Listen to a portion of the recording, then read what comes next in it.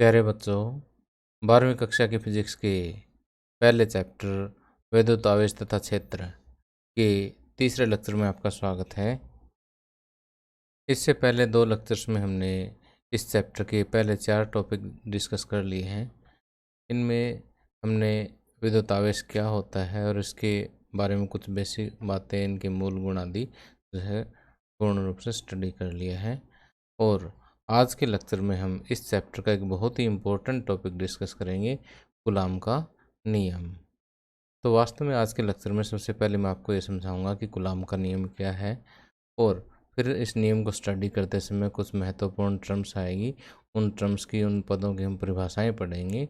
और फिर कूलाम के नियम का जो सूत्र हमें प्राप्त होता है उसे हम वेक्टर फॉर्म में लिखना सीखेंगे, सदिश रूप में लिखना सीखेंगे। तो इसे हम कहते हैं कूलाम के नियम का सदिश निरूपण। ठीक है, vector representation of Coulomb's law. अब देखिए कि कूलाम का नियम क्या होता है। ये समझाने से पहले मैं आपको याद दिला दूं कि हमने पहले लेक्चर में ये पढ़ा था कि आवेश जो है वो 2 तरह के होते हैं। कौन कौन से आवेश बताए मैंने? धन आवेश और ऋण आवेश। ठीक है, आवेश 2 तरह के बताए हमने, कौन कौन से? धन आवेश और ऋण आवेश। इसके अलावा हमने ये भी पढ़ा कि अगर 2 एक जैसे आवेश एक दूसरे के पास आते हैं, जैसे 2 धन आवेश एक दूसरे के पास आएंगे तो ये एक दूसरे को प्रतिकर्षित करेंगे। ठीक उसी तरह से अगर 2 ऋण आवेश भी एक दूसरे के पास आते हैं, यानी ये दोनों एक जैसे आवेश एक दूसरे के पास आते हैं, तो भी ये एक दूसरे को प्रतिकर्षित करेंगे, रिपेल करेंगे। लेकिन जब विपरीत आवेश, यानी एक पॉजिटिव और एक नेगेटिव, यानी एक धनात्मक और एक ऋणात्मक जब एक दूसरे के पास आते हैं तो ये क्या करते हैं? एक दूसरे को आकर्षित करते हैं। तो देखिए कि बेशक यहाँ पर प्रतिकर्षण कर रहे हो या यहाँ पर ये एक दूसरे को आकर्षित कर रहे हो, यहाँ पर बल तो लग ही रहा है ना। तो कूलाम का नियम जो है वो इसी बल के बारे में बताता है कि कितना बल जो है आवेशों के बीच में लगता है। तो आइए समझते हैं कूलाम का नियम क्या है। कि मान लेते हैं कि हमारे पास ये 2 बिंदु आवेश हैं। पहले आवेश को मैं नाम Q1 देता हूँ और दूसरे आवेश को नाम मैं Q2 देता हूँ। और इन दोनों बिंदु आवेशों के बीच की जो दूरी है उसको हम R का नाम देते हैं। ठीक, तो अब इन आवेशों की प्रकृति के हिसाब से इनके बीच में आकर्षण या प्रतिकर्षण बल लगेगा। तो जो आकर्षण या प्रतिकर्षण बल लगेगा उसका परिणाम हम कहते हैं कि F है। ठीक, उसका मैग्नीट्यूड कितना है? F। तो कूलाम के नियम के अनुसार इन दोनों आवेशों के बीच लगने वाला बल जो है इन आवेशों के परिणाम के गुणनफल के अनुक्रमानुपाती होता है। क्या बोला मैंने? आवेशों का परिणाम क्या है? पहला आवेश Q1 और दूसरा आवेश Q2, ये इन दोनों का गुणनफल हो गया, और ये बल जो है इस गुणनफल के अनुक्रमानुपाती होता है। पहली बात तो ये कहता है कूलाम का नियम। इसका मतलब ये है कि जितना इन बिंदु आवेशों का मान अधिक होगा उतना ही इनके बीच में आकर्षण बल अधिक होगा। और दूसरी बात कूलाम का नियम क्या कहता है? ये कहता है कि इन दोनों बिंदु आवेशों के बीच के जो बल का परिणाम है वो इनके बीच की दूरी के वर्ग के व्युत्क्रमानुपाती होता है। तो देखिए, इनकी दूरी के वर्ग के व्युत्क्रमानुपाती। अब देखो, अनुक्रमानुपाती और व्युत्क्रमानुपाती निशान तो सेम ही होता है। अगर ये सीधा लिखा है तो अनुक्रमानुपाती, 1/, में लिखते हैं तो व्युत्क्रमानुपाती होता है। ठीक है, इसका मतलब अगर आप दूरी, ये वाली दूरी 2 गुनी करते हैं तो 2 का स्क्वायर 4, बल 4 गुना कम हो जाएगा। इसी तरह से अगर R 3 गुना कर देते हैं, यहाँ पर जितना ये R यहाँ तक है इसको 3 गुना कर दीजिए आप। ठीक, 3 गुना करेंगे, 3 का स्क्वायर 3 तिये 9, F 9 गुना कम हो जाएगा। ठीक, तो यहाँ से कूलाम के नियम ने ये 2 बातें कही हैं। ठीक है, इन 2 बातों को अगर हम इकट्ठा लिखें तो ऐसे लिख सकते हैं कि F is proportional to Q1 Q2 by R square. अब आपको ये पता है कि ये जो प्रोपोर्शनल का निशान है इसको आप इक्वल यानी बराबर के निशान में बदल सकते हैं। बराबर के निशान में बदलोगे तो यहाँ पर एक स्थिरांक लगेगा के। ठीक, आगे वही Q1 Q2 by R square. ठीक, तो यहाँ पर ये जो है ये कूलाम का नियम है, लेकिन अभी तक इसको हम फाइनल नहीं करेंगे। यहाँ पर के का मान भी हम देखेंगे क्या है कि यहाँ पर जो के है उसका मान जो है 1/4 पाई एप्सिलॉन नॉट। तो यहाँ पर 4 और पाई ये तो आपसे परिचित है, लेकिन एप्सिलॉन नॉट अब ये क्या चीज़ लिख दी इसके बारे में भी हम बताएंगे आपको। ठीक है, लेकिन इससे पहले मैं इसकी वैल्यू लिख देता हूँ कि ये इसके का मान होता है 9 गुणा में 10 की पावर 9, और यहाँ पर के हम इधर रखें तो आर स्क्वायर और Q1 Q2 इधर ले जाओ। यहाँ से हम इकाई इसकी निकालते हैं, न्यूटन मीटर स्क्वायर बटे में कूलाम का स्क्वायर। ठीक है, ये के का मान है। तो अगर हम के की ये वैल्यू यहाँ पर रखें ना तो एफ बराबर क्या आ जाएगा, चलो यही वैल्यू रख देते हैं, 1/4 pi epsilon not Q1 Q2 by R square. वास्तव में ये सूत्र आपको क्या देता है, ये दो आवेशों के बीच जो बल लगता है उस बल का परिणाम, उस बल का मैग्नीट्यूड देता है ये। ठीक, अब हम बात करते हैं एप्सिलॉन नॉट की। तो यहाँ पर एप्सिलॉन नॉट इसको हम बोलते हैं। तो एप्सिलॉन नॉट जो है ये क्या है, ये वायु की विद्युतशीलता है, परमिटिविटी ऑफ एयर, या फिर हम निर्वात की विद्युतशीलता भी यही लेते हैं। और इसका जो मान होता है वो 8.854 गुणा 10 की पावर -12 कूलाम स्क्वायर बटे न्यूटन मीटर स्क्वायर होता है। ठीक, तो वास्तव में अगर वायु की विद्युतशीलता की वैल्यू यहाँ रखें, पाई की वैल्यू 3.14 और ये 4, इसको सॉल्व करें तो यही वैल्यू आती है हमारी। ठीक है, अब ये वैल्यू जो है आपको यहाँ फार्मूले में रखने की ज़रूरत नहीं है, ये न्यूमेरिकल्स में यूज़ करेंगे जब हम संख्यात्मक प्रश्नों को हल करेंगे ना कूलाम के नियम पर आधारित, ये वाला फार्मूला लगा करके। जब आपको ये के की वैल्यू है 1/4 पाई एप्सिलॉन नॉट की वैल्यू जो 9 × 10⁻⁹ ये आपको याद रखनी है। ठीक, तो कूलाम का नियम एक बार फिर से बता देता हूँ आपको कि हमारे पास Q1 और Q2 दो बिंदु आवेश है और R इनके बीच की दूरी है और F इनके बीच का जो बल है उसका परिणाम है, उसका मैग्नीट्यूड है।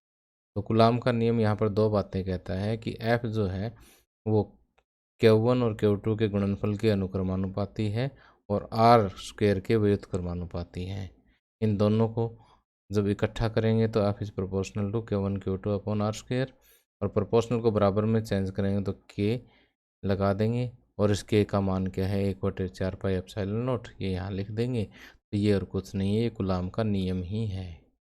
ठीक, तो देखिए कि ये कूलाम का नियम जितना मैंने पढ़ाया इसे नोट्स में से और बता देता हूँ कि इस नियम के अनुसार यदि हमारे पास दो बिंदु आवेश और दोनों शिथिर अवस्था में हैं तो इनके मध्य जो शिथिर विद्युत बल जो लगता है उसका परिणाम आवेशों के परिणाम के गुणनफल के समानुपाती होता है, या अनुक्रमानुपाती भी इसको बोल देते हैं, और उनके बीच की दूरी के वर्ग के व्युत्क्रमानुपाती होता है।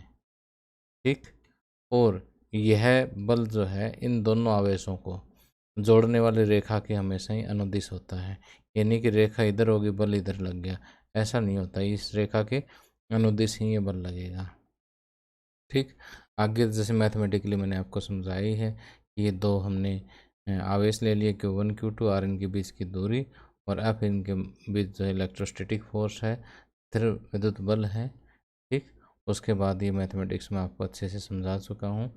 ठीक है, तो अब देखिए यहाँ से एक बात हम और डिस्कस कर लेते हैं कि यदि ये दोनों आवेश एक दूसरे से r दूरी पर वायु में रखे हुए हैं या निर्वात में रखे हुए हैं तब तो ये वाला सूत्र बनता है। अगर कोई माध्यम में रखा हो तो भाई तो क्या होगा, सूत्र तो इसी टाइप का होगा, बस थोड़ा सा चेंज करेंगे। ध्यान से देखिए कि F बराबर 1/4 पाई एप्सिलॉन नॉट नहीं लगाएंगे अब इस पर, सिर्फ एप्सिलॉन लगाएंगे Q1 Q2 by R square. और यहाँ पर ये एफ जो है किसी माध्यम में है तो एम लगा दिया, M for medium, medium means माध्यम। तो अगर किसी माध्यम में ये दोनों आवेश सेपरेटेड है तो ये वाला सूत्र लगेगा। अब यहाँ पर ये एप्सिलॉन जो हमने लिखा है ना, एप्सिलॉन नोट की जगह एप्सिलॉन, ये एप्सिलॉन क्या है? एप्सिलॉन जो है ये माध्यम की निरपेक्ष विद्युतशीलता है। एप्सिलॉन क्या है? माध्यम की निरपेक्ष विद्युतशीलता।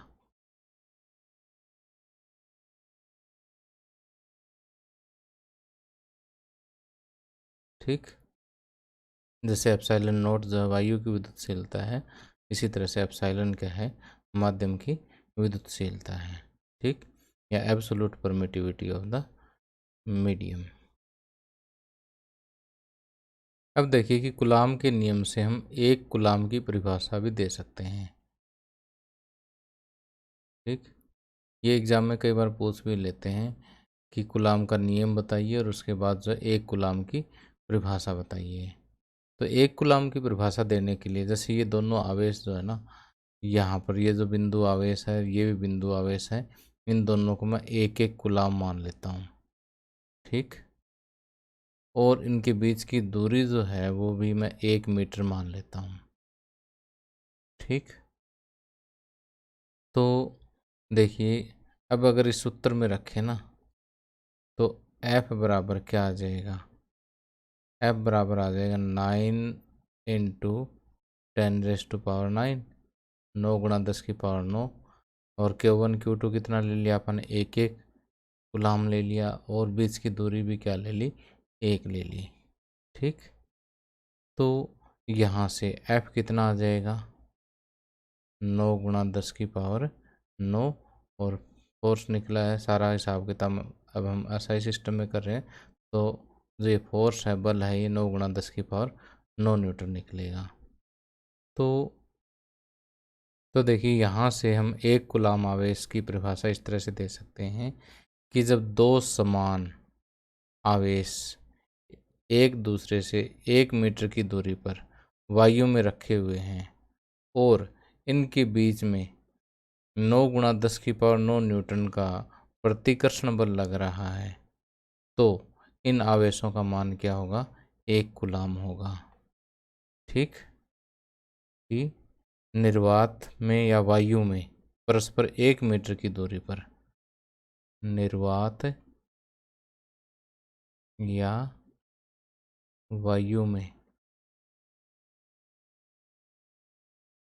1 मीटर की दूरी पर स्थित दो समान परिमाण वाले आवेशों के मध्य यदि 9 गुणा 10⁻⁹ न्यूटन का बल या स्थिर विद्युत बल लगता है, तो प्रत्येक आवेश का परिणाम क्या होगा, या प्रत्येक आवेश का जो मान जो है वो क्या होगा?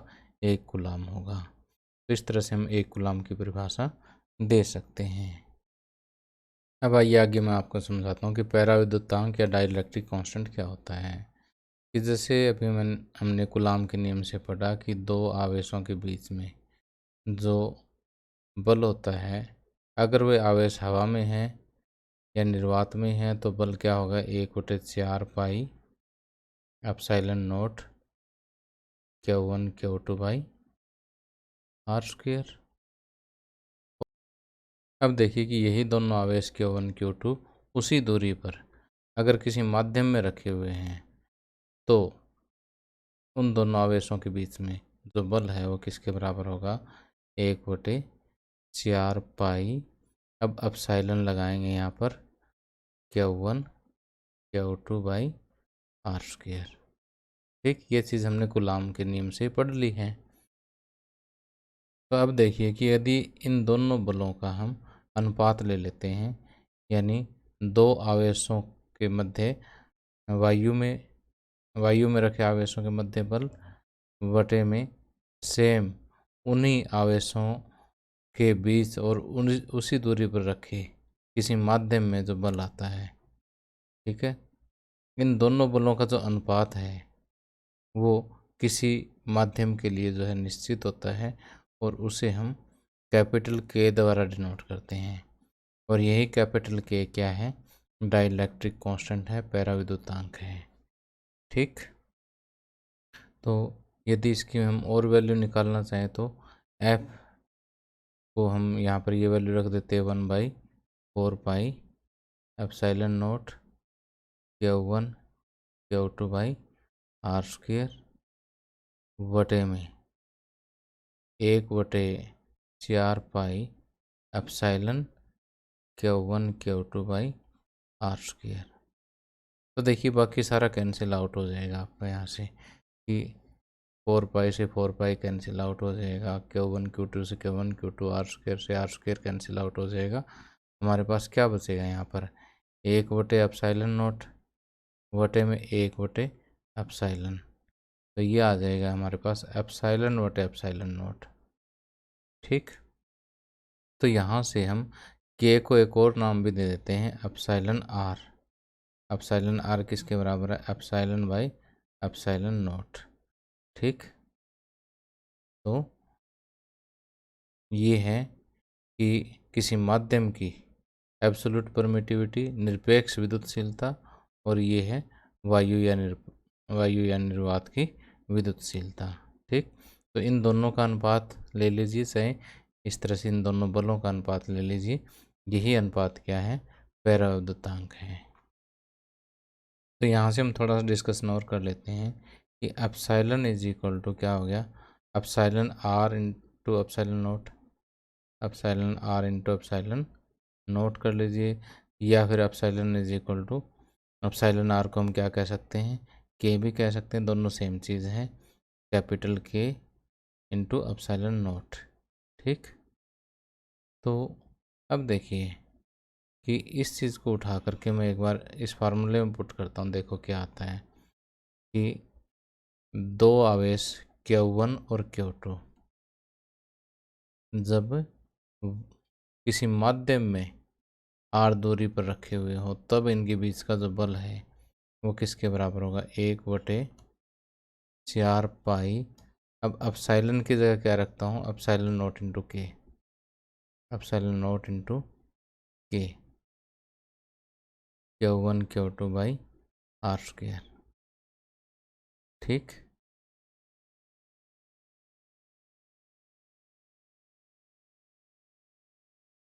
तो अब देखिए कि यदि इन दोनों आवेशों के बीच में क्या है, जल है, तो जल के लिए के का मान जो है वो 80 होता है। ठीक है, हमारे एनसीईआरटी बुक के अकॉर्डिंग इसका के का मान कितना है, जल के लिए 80 है। तो अगर मैं यहाँ पर 80 रख देता हूँ ना, तो जल के लिए, अब देखो अगर इस के को हटा दो तो बाकी ये जो है इन्हीं आवेशों के बीच में निर्वात में बल आ गया। ठीक, और अगर जल में लेते हैं तो यहाँ पर 80 लगाएंगे, 1/80, यानी 80 गुना जो बल है वो कम हो जाएगा जल के अंदर। ठीक है, वायु के कंपैरिजन में अगर यहाँ पर वायु है और जल है, दोनों केस में अगर बल को कंपेयर करें तो यहाँ पर जल के केस में जो है वायु की तुलना में 80 गुना कम बल लगेगा इसमें। ठीक है, और अगर इसी तरह से यहाँ पर हमने कोई सुचालक रख दिया, क्या रख दिया, सुचालक, और सुचालक के लिए के जो है वो अनंत होता है, और यहाँ पर अगर अनंत रख दें तो 1/अनंत जो है वो 0 होता है, ये याद रखना। तो इन दोनों के बीच में जो बल है वो क्या हो जाएगा, 0 हो जाएगा। ठीक है, तो पैराविद्युतांक को हम ये भी कह सकते हैं कि हमें ये भी बताता है कि वायु की तुलना में उस माध्यम में दो आवेशों के बीच में जो बल है वो कितने गुना कम हो जाएगा, ये चीज़ बताने वाला भी क्या है, पैराविद्युतांक है। ठीक है, तो पैराविद्युतांक की परिभाषा आप इस तरह से अनुपात के रूप में भी दे सकते हो, और ये भी बता सकते हो कि एफ एम जो है वो एफ की तुलना में कितने गुना कम है। तो देखिए यहाँ पर पैराविद्युतांक की परिभाषा मैंने नोट्स में इसी के अकॉर्डिंग ही लिखी है कि किसी माध्यम की उपस्थिति में आवेशों के मध्य बल निर्वात की तुलना में जितने गुना कम प्राप्त होता है उसे हम क्या कहते हैं, माध्यम का पैराविद्युतांक कहते हैं, या आपेक्षिक विद्युतशीलता भी इससे हम कह देते हैं। ठीक, पैराविद्युतांक अगर हम कहें तो इसको कैपिटल के, और आपेक्षिक विद्युतशीलता जो एप्सिलॉन आर के द्वारा डिनोट करते हैं। ठीक, और देखिए ये सूत्र मैं आपको बता ही चुका हूँ, एफ अपॉन एफ एम। ठीक है, और ये कैलकुलेट भी मैंने करके दिखा दिया कि एप्सिलॉन अपॉन एप्सिलॉन नॉट। तो यहाँ पर ध्यान दें कि के या एप्सिलॉन आर, के या एप्सिलॉन आर जब एफ के लिए लिखते हैं ना, एफ के रूप में, तो ऊपर एफ अपॉन एफ एम आएगा, और जब एप्सिलॉन के रूप में लिखते हैं तो ऊपर एप्सिलॉन अपॉन नीचे एप्सिलॉन नॉट आएगा। यहाँ उल्टा हो जाता है। ठीक है, यहाँ वायु वाला या माध्यम का, यहाँ माध्यम और ये वायु वाला आता है। ठीक है, तो अब इसके अलावा देखिए कि जो डाइलेक्ट्रिक कांस्टेंट है या पैराविद्युतांक है और आपेक्षिक विद्युतशीलता दोनों एक ही चीज़ है। इसके जो मान हैं वो मैंने यहाँ पर आपको लिख के दिए हैं, इनको एक बार आप देख लेना कि हवा का जो है पैराविद्युतांक कितना है, 1.00059 है, और कांच का 5 से 10 होता है। कांच की क्वालिटी पे डिपेंड करेगा ये। इसी तरह से अबरक का भी 3 से 6 होता है, और पैराफिन मोम का 2 से 2.5, और आंसू जल का 80, निर्वात का 1। अब ये देखिए निर्वात और हवा का लगभग बराबर है, इसलिए हम हवा या निर्वात बोल देते हैं। छोटा फैक्टर, इसको हम नेगलेक्ट कर देते हैं मोस्ट ऑफ केसेस में। ग्लिसरीन का 42.5 है, रबर का 7 है, ऑक्सीजन का 1.00053 है। और कोई भी सुचालक है जैसे कोई मेटल वगैरह है तो उसका पैराविद्युतांक क्या है, अनंत है, इन्फिनिटी है। क्लियर। अब यदि आपसे एप्सिलॉन आर या के का के की विमाएँ पूछ लें, ठीक है, के या एप्सिलॉन आर की विमा, तो यहाँ देखिए कि ये बल बटे बल, ऊपर भी बल के डायमेंशनल फार्मूला आ जाएगा, नीचे भी बल का आएगा, तो ये एक विमाहीन राशि है। हम क्या लिखेंगे, ये एक विमाहीन राशि है, विमाहीन राशि है। ठीक, और अब देखिए कि यदि आपसे एप्सिलॉन नोट या एप्सिलॉन का विमीय सूत्र पूछा जाए या इसकी विमाएँ पूछी जाए, तो ध्यान रखें ये विमाहीन नहीं है, इसकी हम कैलकुलेट कर सकते हैं ऐसे। एप्सिलॉन नोट, एप्सिलॉन नोट को हम इस साइड लेफ्ट में ले आते हैं, बाकी ये एफ राइट में ले आते हैं, तो ये होगा 1/4 एफ गुणा Q1 Q2 by R square, Q1 Q2 by R square. तो यहाँ देखिए कि सभी के डायमेंशनल फार्मूले हम रख सकते हैं। क्यू आवेश है, आवेश को हम विद्युत धारा गुणा में समय ऐसे लिखते हैं। ठीक, विद्युत धारा गुणा समय, 2 आवेश है, दोनों का लिख दिया मैंने। नीचे 4 का कोई विमा होती ही नहीं है, एफ की MLT-2। ठीक, और आर का एल होता है, आर स्क्वेयर है तो एल स्क्वेयर हो जाएगा। ठीक, तो यहाँ से एम ऊपर चला जाएगा, M-1, एल 1 और 2 3 है तो ऊपर जा कर के -3, टी नीचे -2 ऊपर जाते ही +2, 2 ऊपर पड़े हैं तो T⁴, और 2 ए पड़े हैं तो A2। तो ये क्या हो जाएगा, एप्सिलॉन नोट या एप्सिलॉन दोनों का विमीय सूत्र हो जाएगा, इसे याद रखना है। अब देखिए कूलाम के नियम को सदिश रूप में लिखने से पहले हम एक बार 11th क्लास में का सदिश चैप्टर में से एक पॉइंट मैं आपको याद करवा देता हूँ कि कोई भी वेक्टर, कोई भी सदिश क्या किसके बराबर होता है, सदिश बराबर उस सदिश का परिणाम गुणा में उसकी दिशा में, उसी सदिश की दिशा में एक इकाई सदिश। ठीक, ये चीज़ हमने 11th क्लास में पढ़ी थी कि जैसे मान लेते हैं कि हमारे पास ये एक सदिश ए है और इसका परिणाम कितना है ए, और इसकी दिशा में जो यूनिट वेक्टर है, जो इकाई सदिश है, वो कितना है ए कैप है। तो हम क्या लिख सकते हैं कि ए बराबर ए का मैग्नीट्यूड गुणा में ए कैप। जो ए का मैग्नीट्यूड है, ए का परिणाम जो है हम इस तरह से भी लिख सकते हैं, इस तरह से मॉडुलस लगा करके इसके ऊपर वेक्टर करके भी लिख सकते हैं। ठीक है, तो ये वास्तव में दोनों एक ही चीज़ हैं। तो ये चीज़ हमने 11th क्लास में पढ़ी थी। अब कूलाम के नियम में क्या है कि हम बल का परिणाम तो पढ़ चुके हैं, बस उसके साथ दिशा और जोड़नी है। दिशा जोड़ देंगे तो ये सदिश निरूपण इसका हो जाएगा। ठीक है, अब देखिए कि यहाँ पर मान लेते हैं कि हमारे पास ये दो बिंदु आवेश हैं Q1 और Q2, एक दूसरे से r दूरी पर रखे हुए हैं। ठीक, और यहाँ पर ये जो 3 लाइनें मैंने दिखा रखी है ना, ये x एक्सिस है। एक मिनट, पेन सेलेक्ट कर लेते हैं। ये क्या है, x एक्स है, ये y एक्स है, और ये z एक्स है। तो इसको आप z, इसको y मान सकते हो, यहाँ कोई इसका विशेष रोल नहीं है। तो यहाँ देखिए कि ये आवेश Q1 और ये आवेश Q2। तो Q2 आवेश पर Q1 की वजह से जो बल लग रहा है उसको हम F21 कह देते हैं, कि 2 पर 1 के कारण बल, Q2 के कारण Q2 पर Q1 के कारण बल। तो वैसे तो हम कूलाम के नियम से ये पढ़ चुके हैं कि F इज इक्वल टू क्या होता है, 1/4 पाई एप्सिलॉन नोट। ठीक है, यहाँ पर हम मानते हैं कि निर्वातीय हवा है इनके बीच में, और Q1 Q2 बाई r²। ये चीज़ हम पढ़ चुके हैं, परिणाम तो पढ़ चुके हैं इसका। ठीक है, लेकिन अब हमें इसको सदिश रूप में पढ़ना है, यानी अब हमें F21 Q2 पर 1 के कारण जो बल है, ठीक है, उसको दिशा सहित पढ़ना है, यानी उसको वेक्टर फॉर्म में पढ़ना है। ठीक, अब देखिए, अगर हम यहाँ पर वेक्टर लगाएंगे तो परिणाम के साथ क्या लगाना पड़ेगा, यूनिट वेक्टर लगाना पड़ेगा।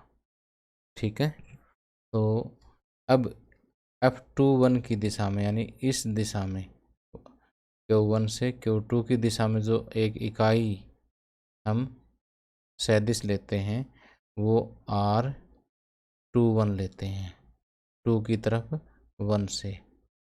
ठीक है, तो अगर मैं यहाँ पर R21 यूनिट वेक्टर, और यहाँ पर भी इसको सीधा जो हमने R लिया था इसको मैं R21 कह देता हूँ।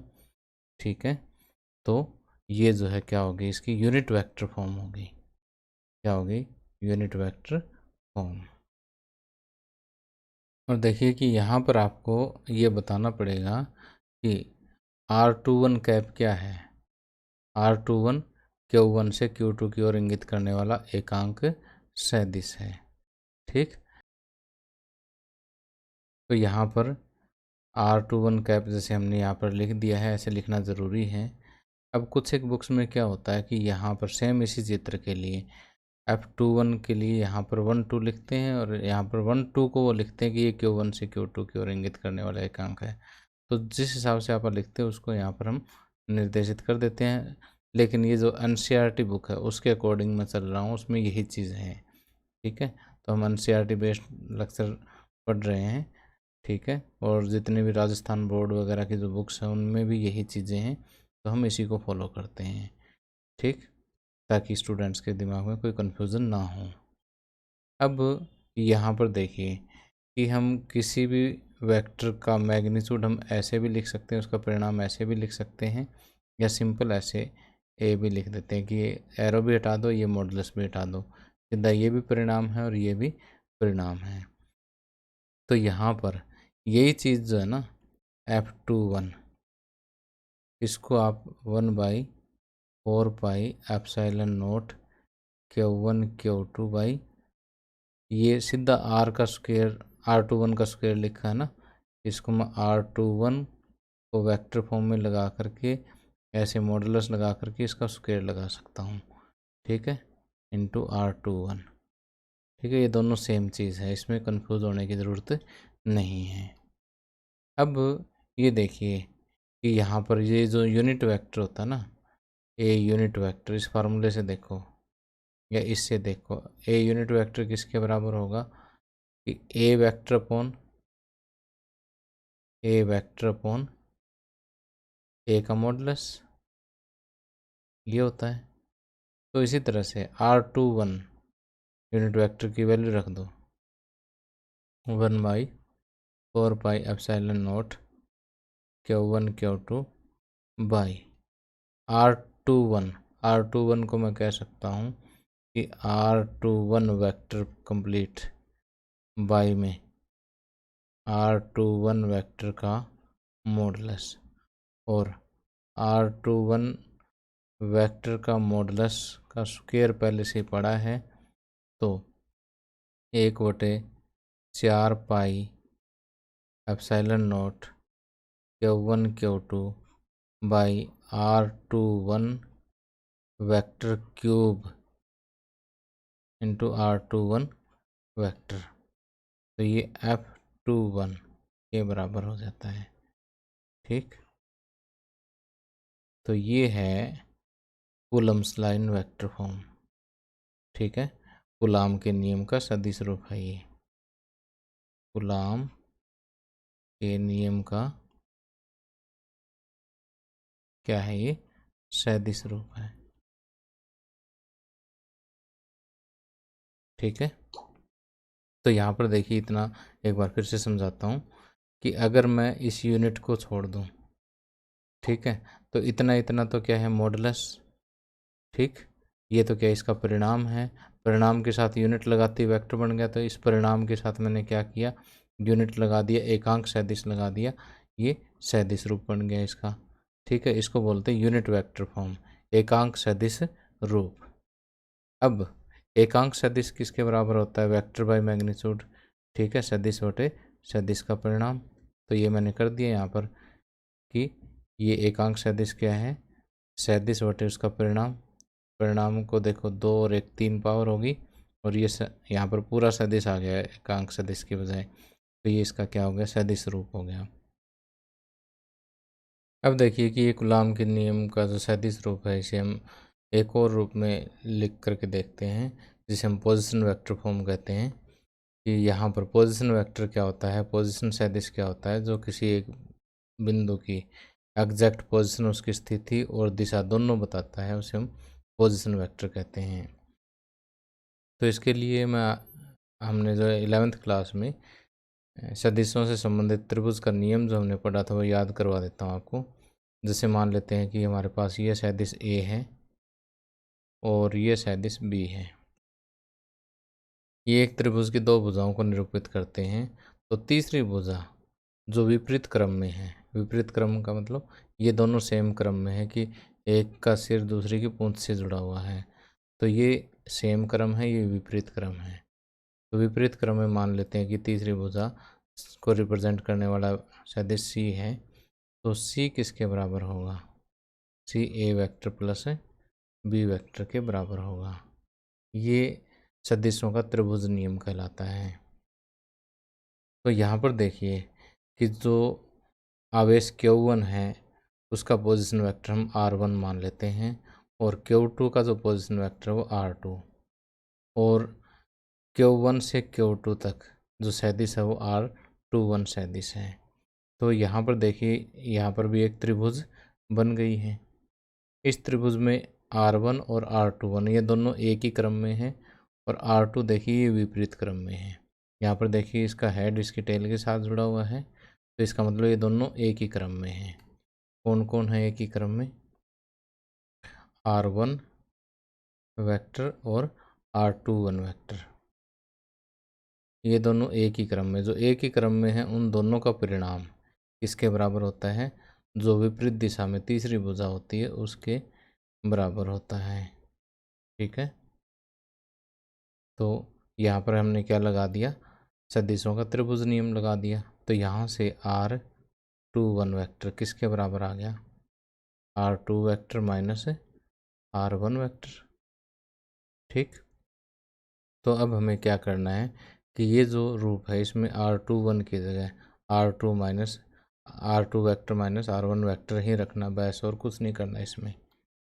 F21 वेक्टर बराबर 1/4 pi epsilon not Q1 Q2, इतने में तो हमने कोई परिवर्तन करना ही नहीं है। R21 वेक्टर की जगह लिखूँगा R2 vector minus R1 vector, ठीक।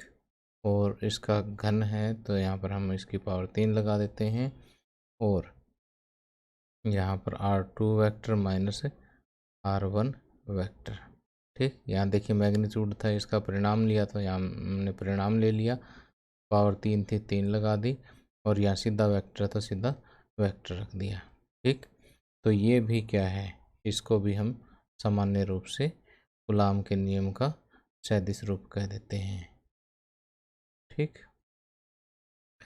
तो जैसे हमने F21 लिखा है ना, इसी तरह से F12 भी लिख सकते हैं।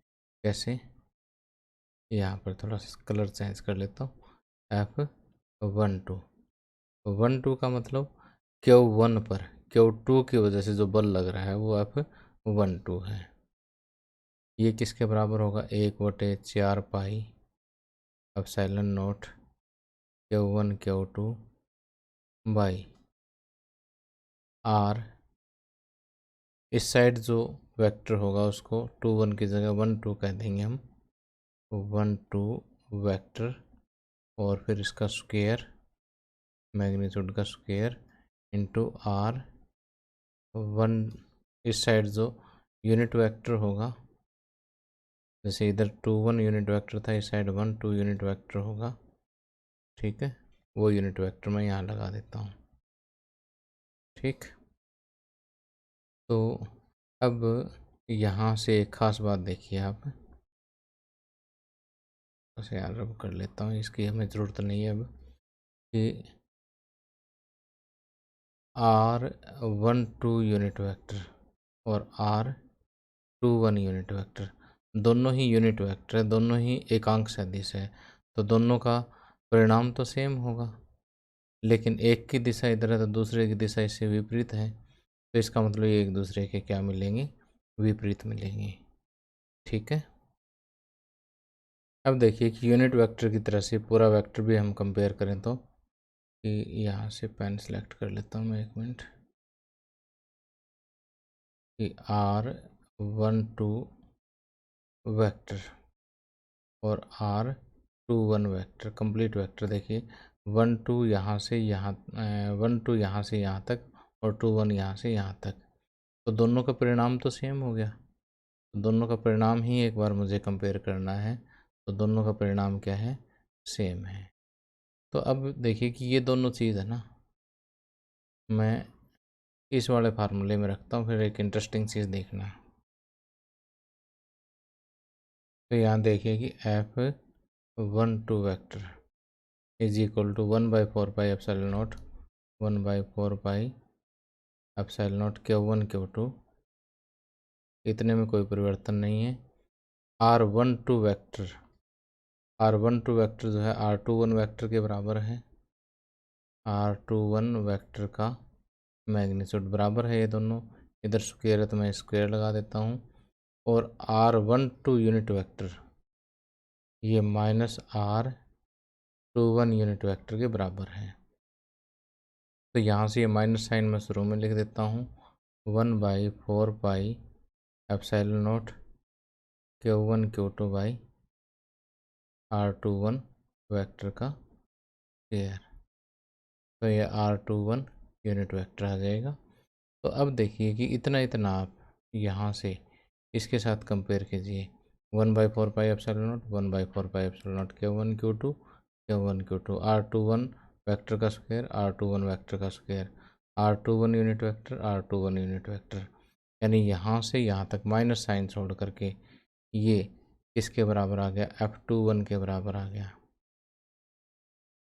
ठीक।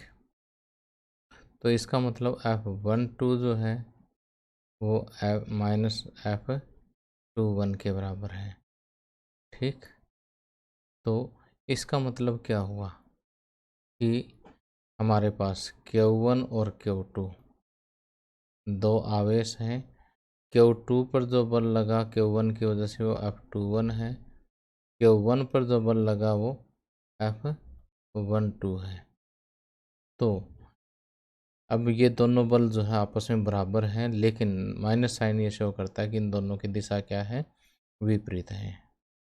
ठीक, अगर ये समान आवेश है तो इस तरह से रिपल्सिव होंगे, तब भी दिशा विपरीत होगी, और अगर विपरीत आवेश है तो ये एक दूसरे को आकर्षित करेंगी, तो भी दिशा जो है विपरीत होगी। एक की दिशा इधर है, दूसरे की दिशा इधर है, ये भी विपरीत दिशा मानी जाती है। ठीक, तो यहाँ से ये सिद्ध होता है कि दो आवेश एक दूसरे पर समान परिणाम वाले बल लगाते हैं, लेकिन विपरीत दिशा में लगाते हैं। ठीक है, तो प्यारे बच्चों, जो मैंने आपको यहाँ पर समझाया है ना, ये सारा का सारा नोट्स में इस तरह से लिख दिया है मैंने। चाहो तो आप इनको नोट कर सकते हो वीडियो पॉज करके, या इसी वीडियो के डिस्क्रिप्शन में आपको इसके नोट्स मिल जाएंगे। ठीक है, अब कुछ एक इम्पोर्टेंट पॉइंट्स हैं, इनको और फटाफट हम पढ़ लेते हैं।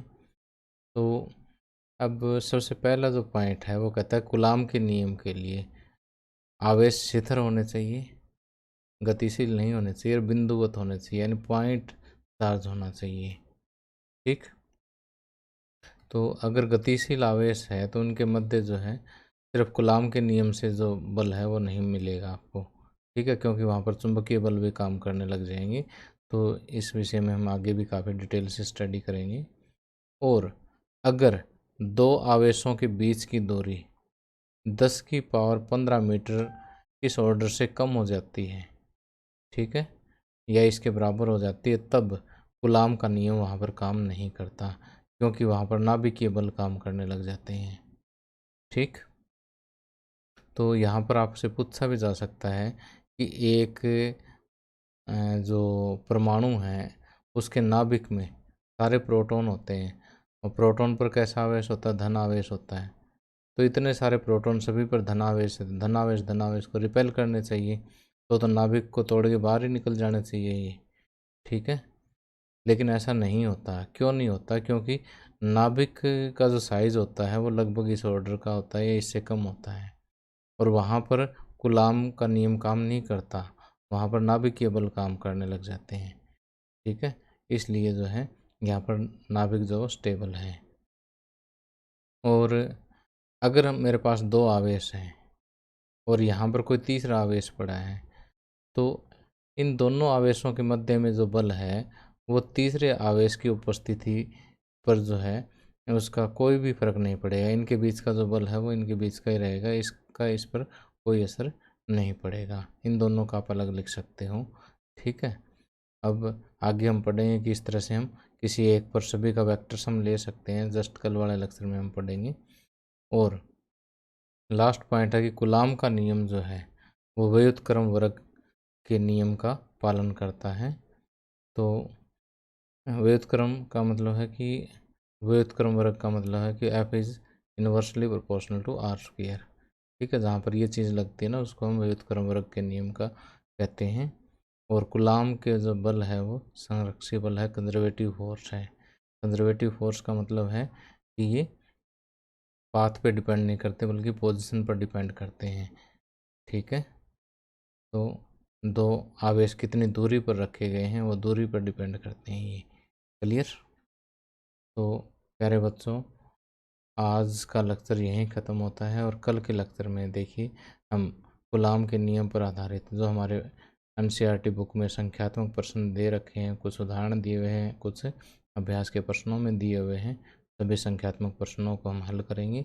तो उम्मीद करता हूँ कि मेरा लेक्चर आपको पसंद आया होगा, और पसंद आया हो तो इसे ज़रूर लाइक करें, शेयर करें, सब्सक्राइब करें।